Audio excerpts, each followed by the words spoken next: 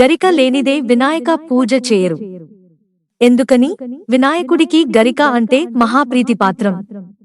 ఆయనకు పూజ చేయాలంటే ఖచ్చితంగా గరిక ఉండాల్సిందే. ముక్కోటి దేవతల్లో ఒక్క బొజ్జ గణపయ్యకు మాత్రం గరిక అంటే ప్రీతపాత్రమో ఓసారి తెలుసుకుందాం. గరిక అంటే ఎంతో ఇష్టం అనడానికి ఓ కథ ఉంది. పూర్వం యమధర్మరాజుకి అనలాసురుడు అనే పుత్రుడు జన్మించాడు. ఆ బాలుడు పుట్టుకతోనే అగ్నితత్వాన్ని కలిగి ఉండటంతో ఎదురుగా ఉన్న దాన్ని భస్మం చేసేవాడు. దాంతో ముల్లోకాలు అల్లకల్లోలంగా మారాయి. ఆ సమయంలో వినాయకుడు అనలాసురుడి అంతం చూసేందుకు సిద్ధపడ్డాడు. తన తండ్రి మాదిరిగానే ఆ రాక్షసుడిని వినాయకుడు గుటుక్కున మింగేశాడు.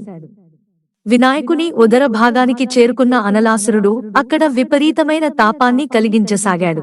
వినాయకుడి ఉదరంలో తాపం తగ్గించడానికి ఎన్ని ప్రయత్నాలు చేసినా ఫలితం లేకపోయింది. చివరికి గరికతోనే తనకు ఉపశమనం కలుగుతుందని గణేశుడు భావించి తనను గరికతో కప్పమని దేవతలను కోరాడు. దేవతలందరూ 21 గరికలను తీసుకొచ్చి వినాయకుడి శరీరాన్ని కప్పారు. గరికలోని ఔషధ గుణాల కారణంగా వినాయకుడి తాపం తగ్గింది. అప్పటినుంచి వినాయకుడికి గరిక అత్యంత ప్రీతిపాత్రమైంది. ఛానల్ సబ్స్క్రైబ్ చేసుకోవడం మర్చిపోకండి. ధన్యవాదాలు.